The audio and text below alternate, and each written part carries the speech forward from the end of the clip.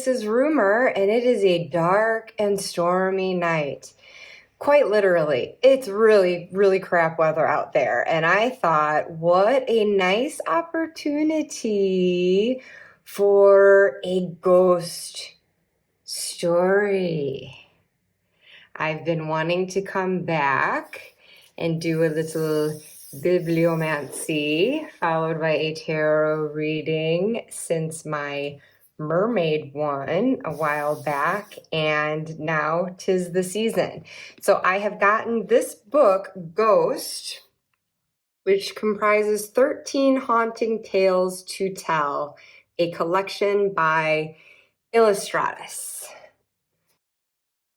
But in any case, I would like to kick this off by just sort of feeling through the pages, seeing where one or the other might be calling to me, and whatever that page is, I'm going to go to the beginning of that story and read it for you from start to finish, if you will indulge me. So, the reading, not just of the story, but then that will follow afterwards, is going to be one for the collective. If there is some sort of message, some sort of lesson that we all at this moment can take away from this story, I'm going to hope to unpack that with the use of cartomancy. But first, the bibliomancy.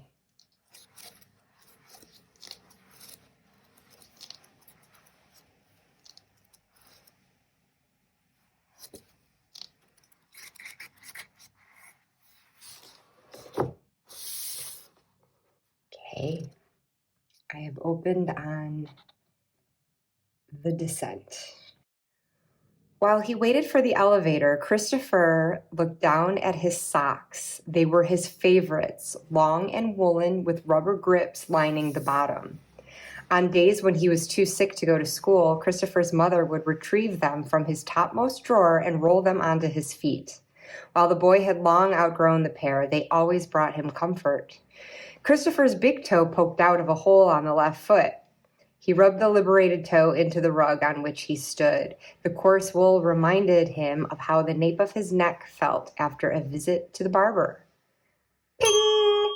The elevator doors rumbled open. The car was empty, which was no real surprise considering the late hour. What time is it, thought Christopher. Past midnight, I'm sure. As Christopher stepped inside, the car creaked under his weight, which, him being of below average weight and height for an 11-year-old, was slightly unnerving. The elevator looked very old, certainly much older than his parents, and likely older than his grandparents. Christopher ran his fingertips along the hand-carved wooden paneling lining the elevator's interior. He could tell it was real wood, unlike the vinyl laminate on the inside of the elevator at the medical building. The boy turned to his right to make his selection from the car's numbered buttons, only to find no buttons. He turned left and saw none there either. Odd, thought Christopher. The boy spun, searching the entire elevator for the numbered buttons to no avail. Bing! Christopher craned back around quickly, just in time to see the doors close. The boy cursed under his breath. How was he supposed to get anywhere without any buttons?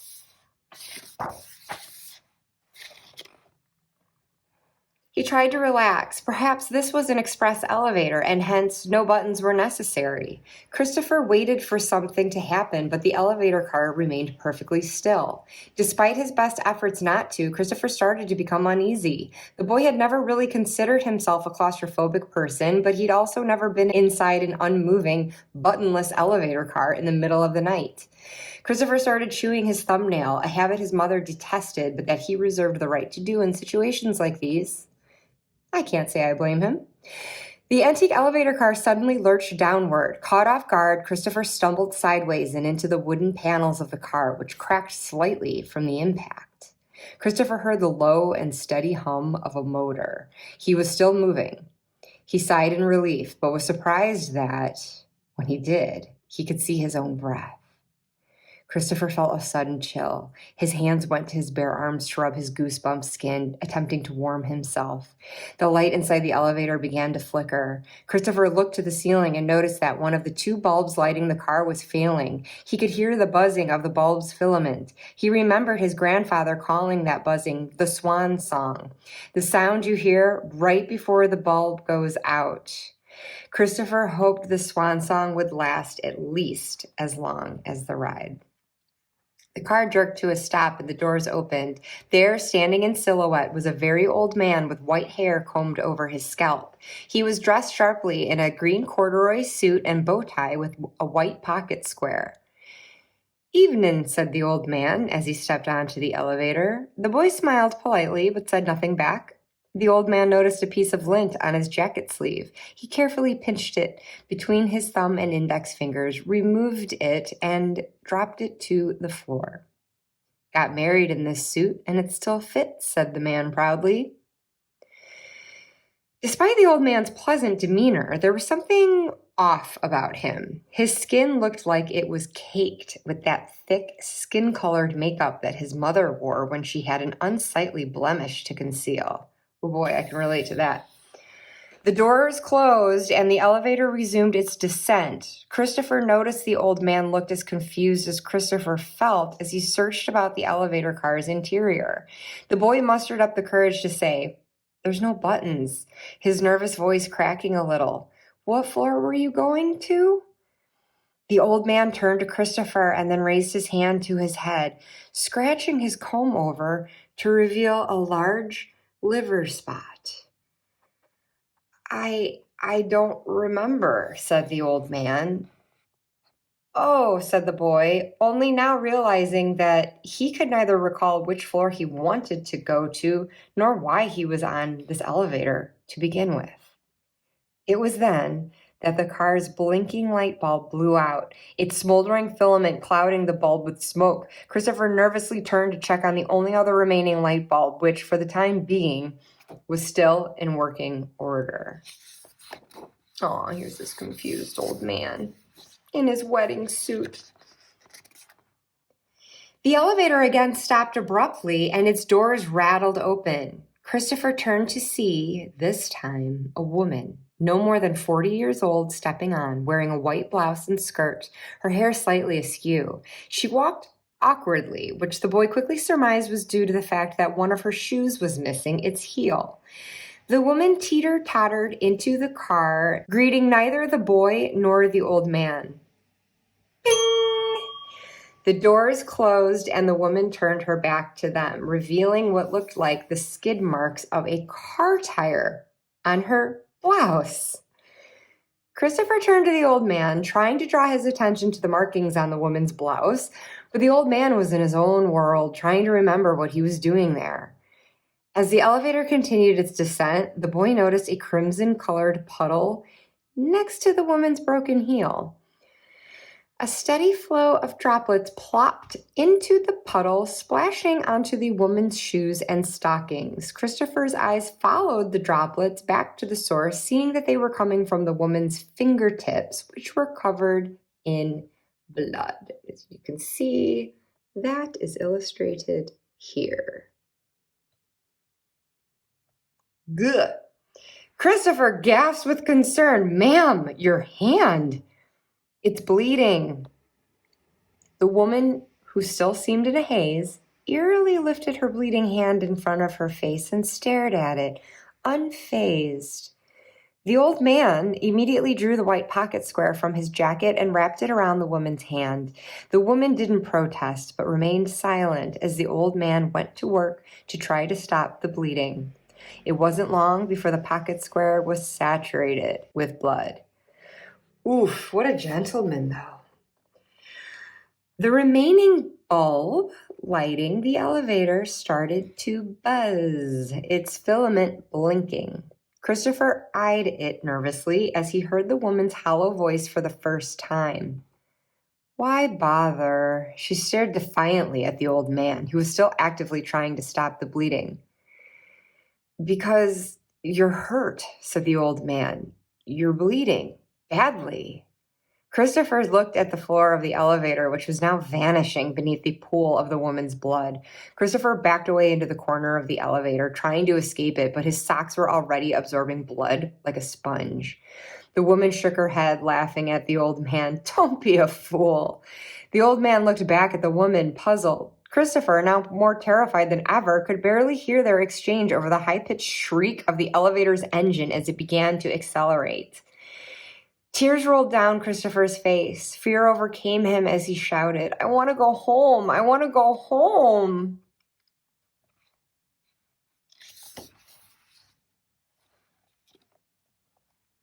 The lone bulb flickered furiously, creating a strobe effect inside the elevator car as the woman turned to Christopher. "You're not going home. None of us are." The woman stepped away from the polished brass elevator doors, allowing Christopher to catch a glimpse of his own reflection. The boy saw that he was dressed only in a hospital gown. I don't understand." The old man put his hand over his mouth as he softly uttered, "Oh no." Christopher looked to the old man. What? What is it?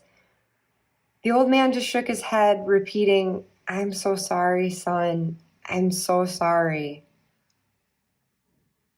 Oh God, this is really taking a turn. The sound of the elevator's engine was now deafening. Christopher clung to the old man, screaming at the top of his lungs, "What's happening?" But when the old man finally spoke, the boy couldn't hear a word. Christopher narrowed his eyes, focusing on the old man's lips, trying to read the words he was repeating over and over and over. Christopher slowly deciphered the old man's words one at a time until he knew them all. As the last bulb blew out, swallowing the car in total darkness, the boy formed the words himself. "We are all dead." Ping! Oh, that must be the end, right? Yeah, the end of that story and like the end and oh dear, oh dear. I was thinking when we had started out that maybe he was just in an apartment building. And then there was mention of this medical building, which I felt like was foreshadowing something, but I still just was not sure. Oh, gosh. So there's our rather unhappy story, The Descent, and I'll leave it on this image of our three.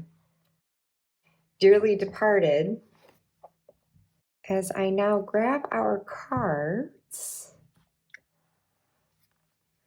for a reading as to some sort of takeaway, if possible, from this story. I wasn't sure how this would work with a ghost story because often these tales are just for entertainment. They're meant to be suspenseful, spooky, horrific, whatever the case might be, depressing, certainly in this case.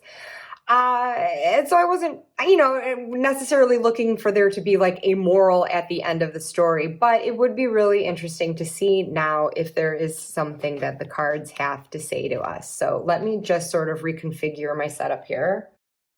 Oh, well, I guess before I get rolling with this, I am bringing out my Raven's Prophecy Tarot, which in my last video I mentioned I would be using throughout this month. Not a Halloween deck, a great all year round deck, but I felt that atmospherically it's fitting for autumn.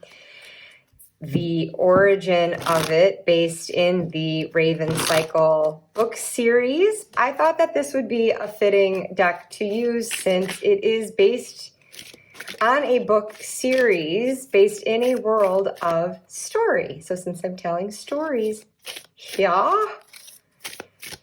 There we go. And I was thinking of just like doing a simple reading. I was thinking a 3-card, but I might make it 4 here, just to go with a Halloween-y, ghostly theme. Let's do something simple, which I'll describe as I lay the cards out. But for right now, I'm just shuffling. Keeping in mind that I want to do a reading for the collective somehow, some way stemming from this story. If there's just a message, we can learn something to hold close as we go through this season of a time of acknowledging and hopefully finding acceptance of death, of remembering those who have gone before and honoring them.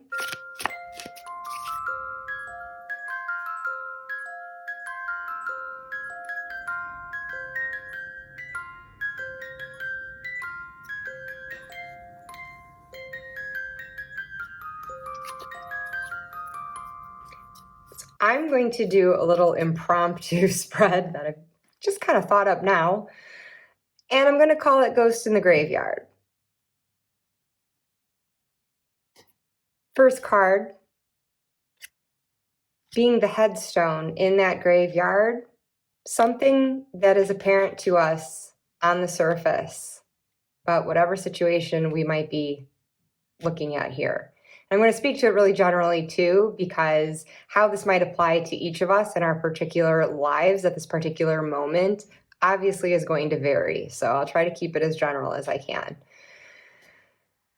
The second card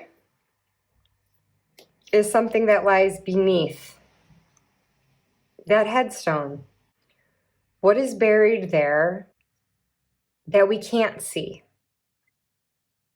It's not as readily apparent on the surface. And maybe this is something that we have deliberately been repressing, or it's just sort of an unknown factor that we don't have awareness of yet.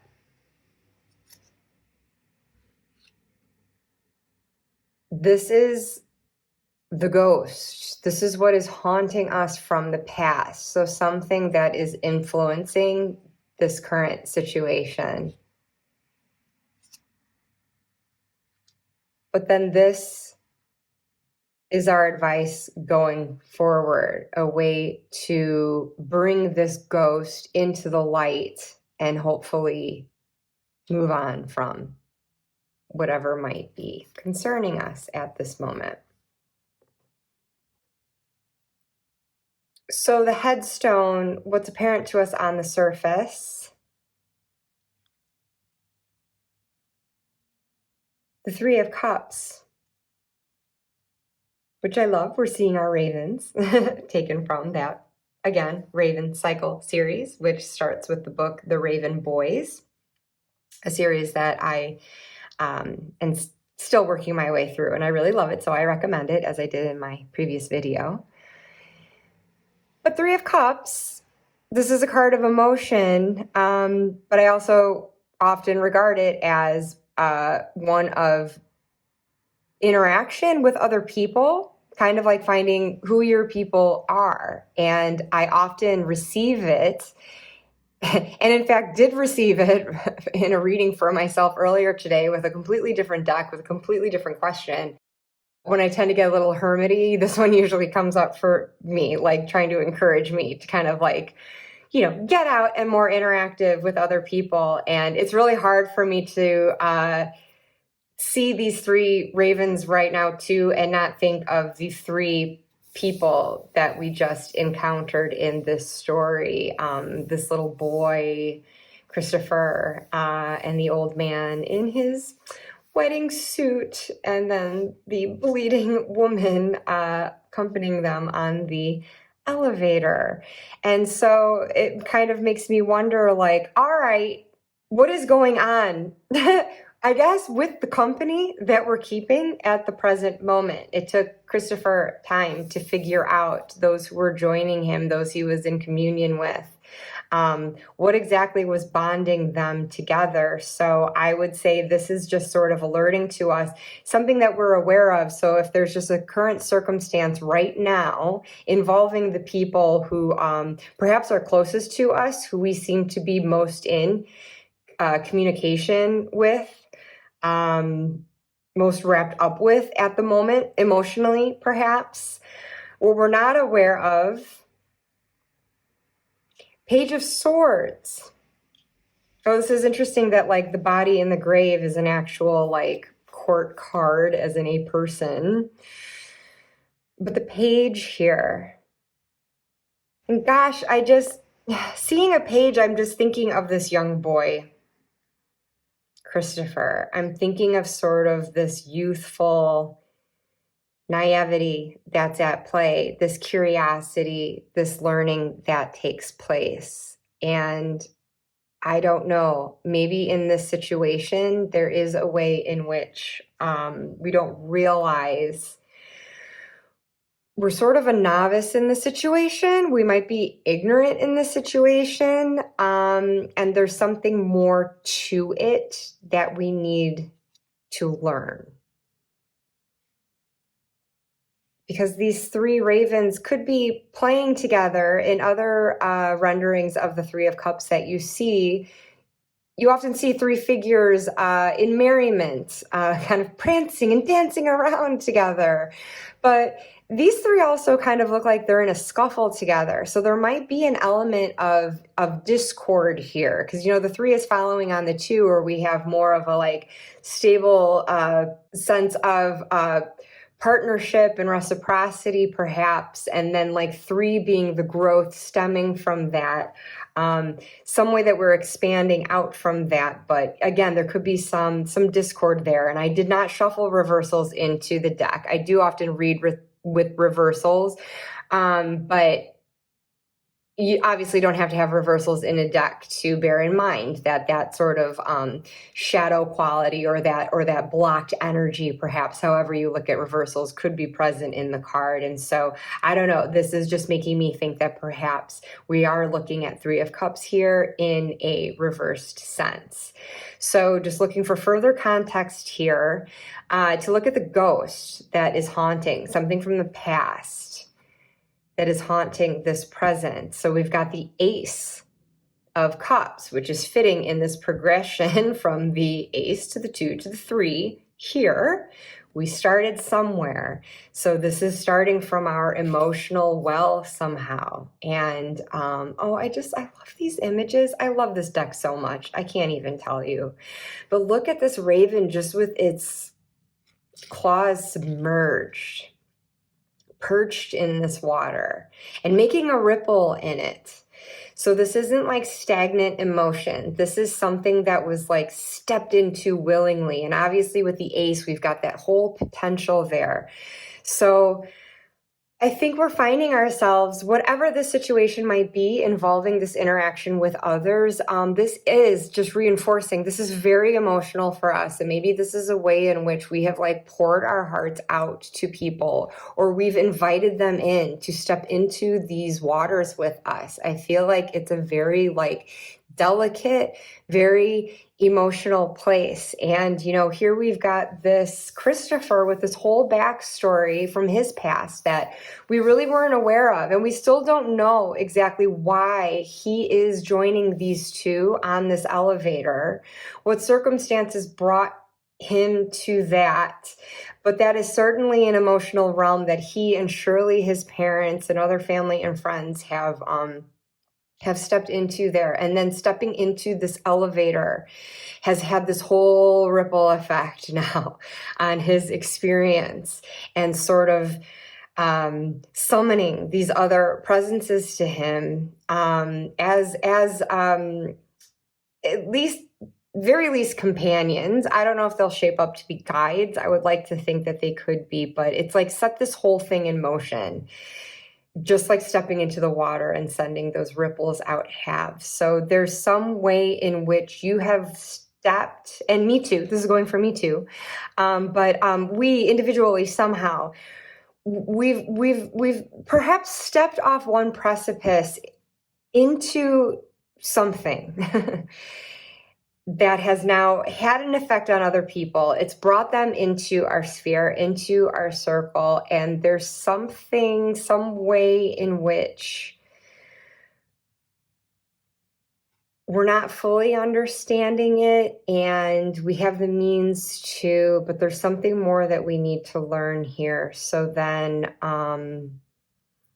I guess, how are we stepping into the light here? Is this something that is going to shed some light on this and kind of show us a way out, kind of exorcise this ghost, whatever might be haunting us? And this is Temperance. And this recurring visual of the water and the ripple effect. And just for the sake of bringing out the beautiful, beautiful guidebook that accompanies this deck, I'm going to grab Maggie's guidebook here, Illuminating the Prophecy, because this is the card that I want to illuminate on this reading. Before I do so, just thinking in terms of temperance, a sense of moderation, a give and take, an alchemy, perhaps. And when you're in communion with others and having to interact, obviously you get that kind of like give and take with them, and you can have differing, if not opposing, personalities and motivations and values, perspectives at play going on. And so some way we need to step in and like meld that together and just find the balance that works out for all of us. But I just, again, just curious what the actual guidebook says for this, because I think this is such a beautifully written one. Keywords: moderation, balance, compromise. I used to hate getting this card in a reading. I didn't know how to read it. Actually, that's not true. I knew exactly how to read it. I just didn't like it. I don't much care for moderation or tempering my interests or maintaining a healthy balance between work and play. I like zeroing in on a project and then going full throttle until either my body breaks down by the side of the road or I get to the end of the project. Temperance suggests gently that I might reconsider this strategy. After the transformative experience of the Death card, theoretically, we emerge as a somewhat more evolved being. We are beginning to learn to control ourselves. We're getting a better handle on what we want out of life. And now, well, over halfway through the major arcana is not the time to go dashing about after every short-term whim. Instead, when temperance appears in a reading, it's a sign for you to keep your eyes on the big picture. Instead of letting problems disturb you, let them wash over you. Unless they're going to affect your long-term goals, be slow to react. And if you're like me, obsessing over a project, remember all the lessons the major arcana has taught you so far. Balance and self-control are what will win the race. Okay. So I'm just thinking again about this poor Christopher. When we started this story out, it was describing his socks that he had outgrown, but they were his favorites, and so he kept wearing them for comfort. And clearly, if his mom was putting them back on his feet, she wasn't going to deny him anything that would bring him that comfort. But, you know, the fact remains his big toes poking out of that sock. So that can't be totally comfortable. I relate to that feeling. My long monkey toes are constantly wearing holes into my socks. And so, yes, I relate to that feeling. And it's actually ultimately not that comfortable trying to continue with something that we may have outgrown. There is a time when we either need to mend it or just accept it doesn't fit anymore and, you know, put that to the wayside. And Christopher is now going to be learning this lesson in transitioning. And okay, I haven't drawn the Death card here, so we're not talking, I guess, about that transition, but he knows as he's forming the words himself by the end here. This is something it seems like he's known.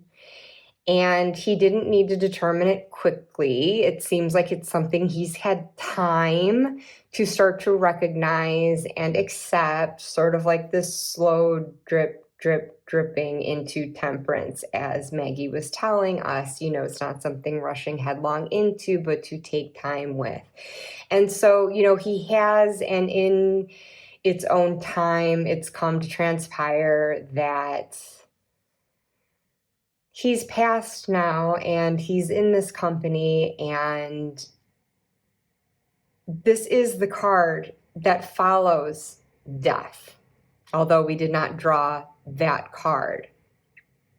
This is the card to soothe the upset that can come from a change like that, the resistance we might feel to something like that. Here is our calming balm, that sense of moderation and that sense of, yes, compromise, as maybe we didn't want this to happen to us, this ending that we're being forced to accept. But as we are now not like at this threshold of a new beginning, how do we make this work? How do we come to compromise with that? So I guess bringing it back to the reading here with the cards, I got this sense from this Ace of Cups that there was some sort of precipice that we had stepped over, kind of landing ourselves into this water where we are finding others in there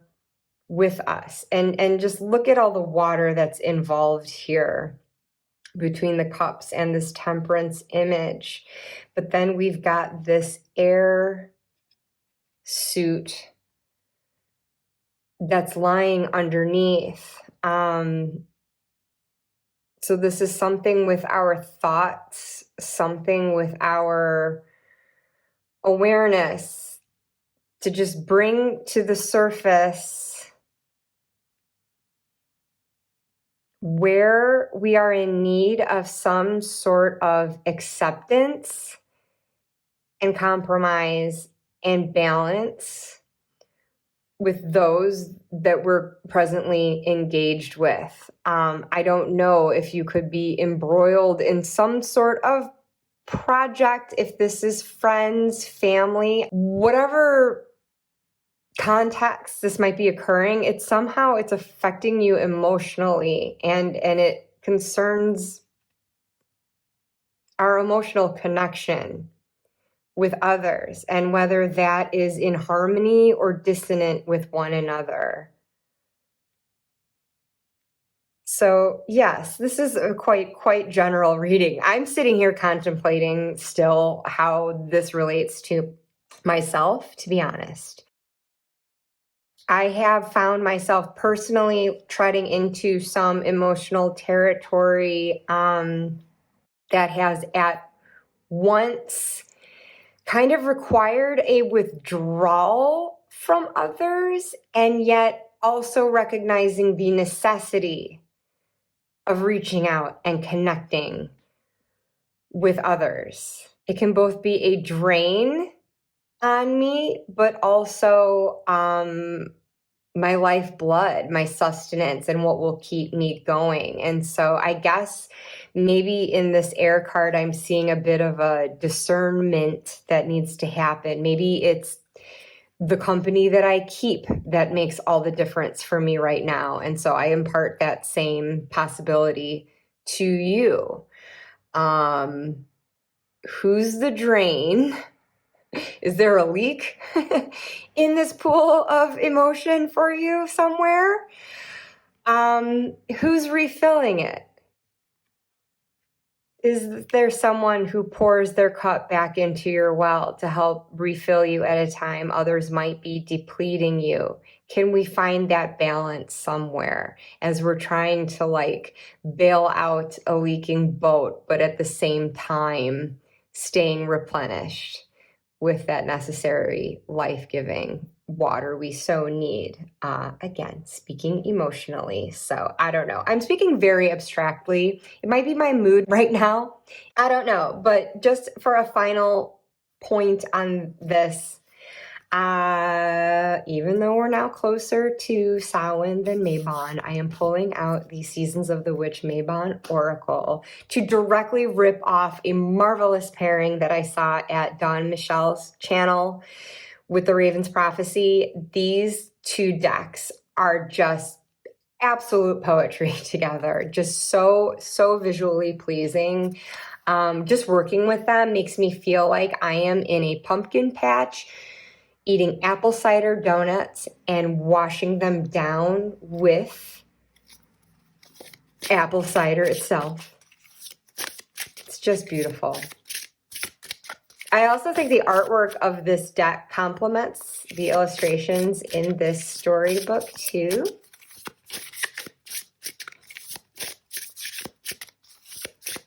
So I'm just drawing an oracle card for a final message, and maybe it'll add some clarity to this very general reading that I've just given. And of course, as is always the case, you might be seeing something in these cards I'm not. So however any image or card title is resonating with you, hang on to that and make your own meaning from it. I'm not pretending to cover all bases here. I am not a professional. I'm just doing this for fun. And the not fun aspect of it too. You know, there's the seriousness of life that we need to face, and it's all a wonderful mirror. The cards and the stories that we read are such a wonderful mirror to that. Even what I thought would be a moment of escapism and like a fun, scary story, it ended up being like something so like somber and poignant. I wasn't expecting that, honestly.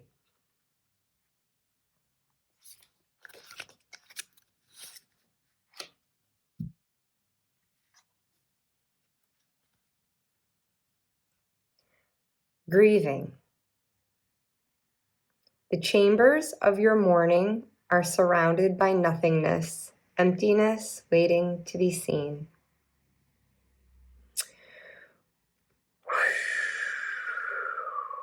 Okay. Guidebook time.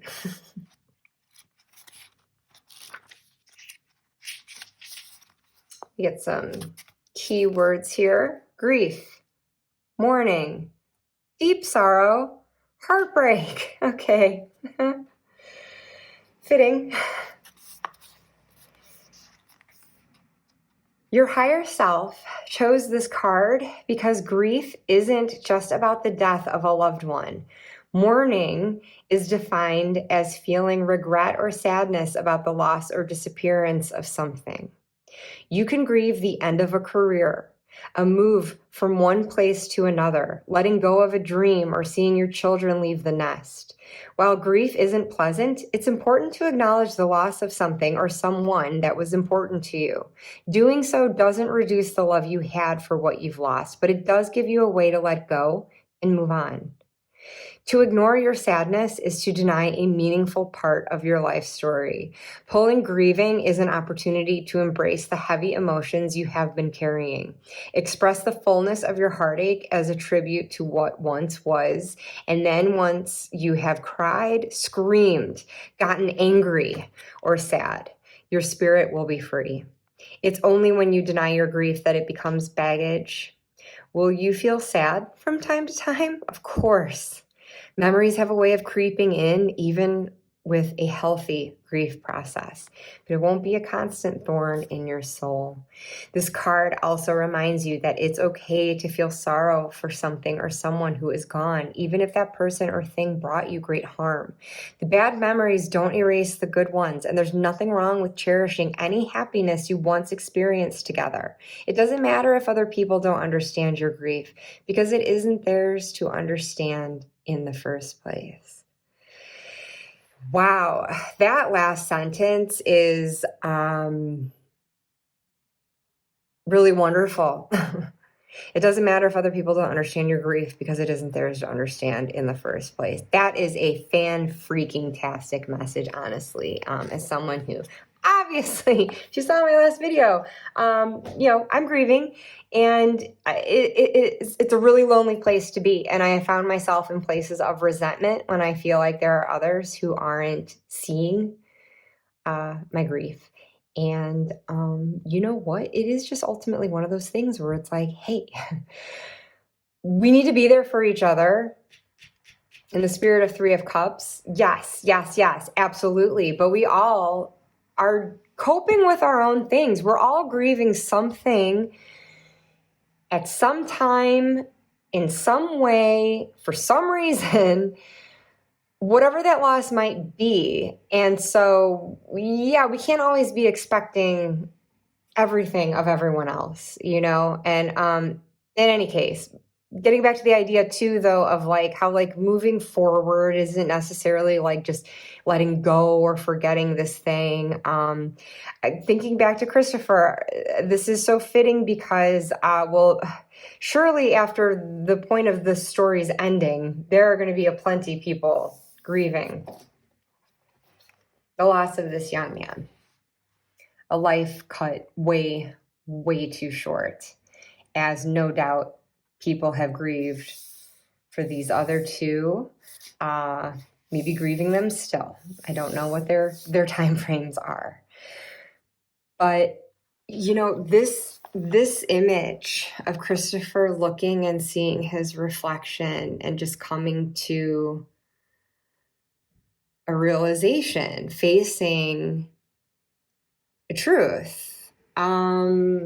Yeah, that's a big part of the grief process. He's going to have to grieve his own ending of a life experience as he knew it, in embracing what is lying before him. The elevator has pinged. What do the doors open up to now? What kind of reality is he going to be stepping out into? And again, are these two companions going to continue walking by his side?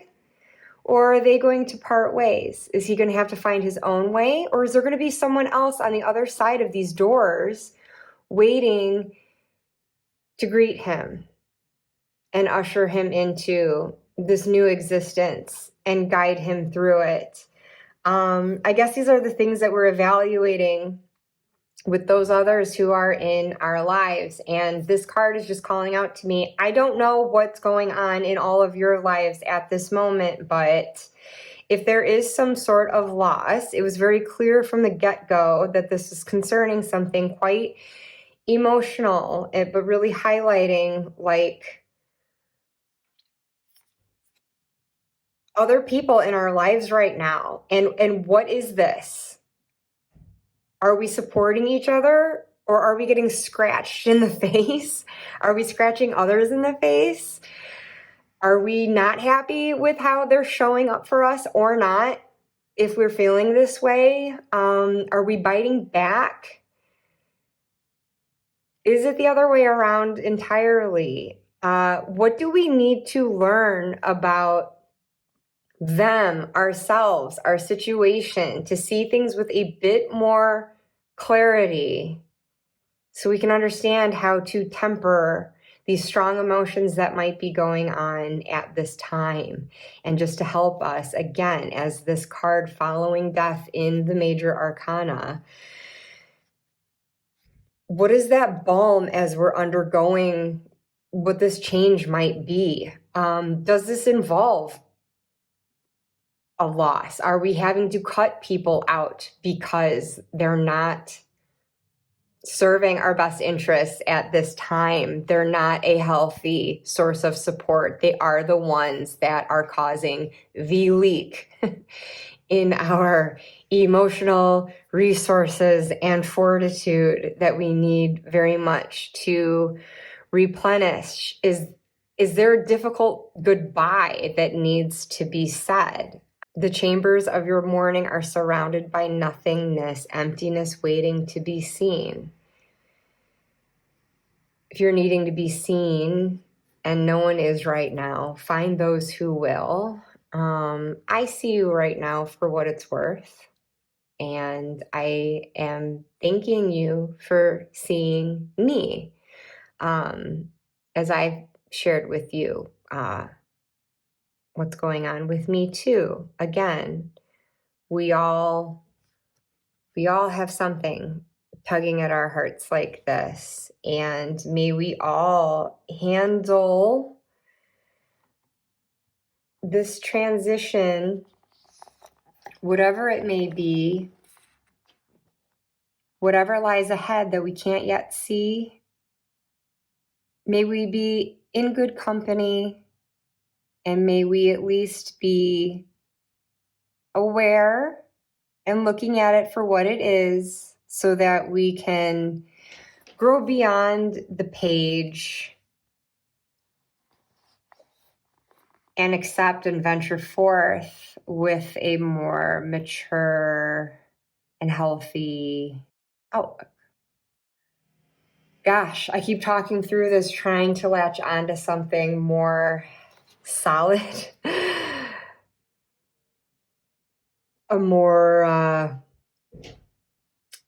tightly told narrative than that, but I think I have just vomited out all thought and feeling that all of this is stirring up for me at this time, and leaving that strewn about for you to gather about for yourselves and piece together and meaning make in the way that most reflects your life right now and the guidance that you have been most needing to hear. I hope there is some nugget that you could take away, and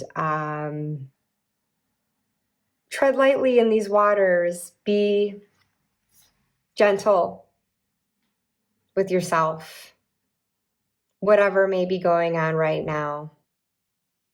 Find that moderation, find that balance. Yes, find that compromise if it's necessary. And we'll all wade through this okay.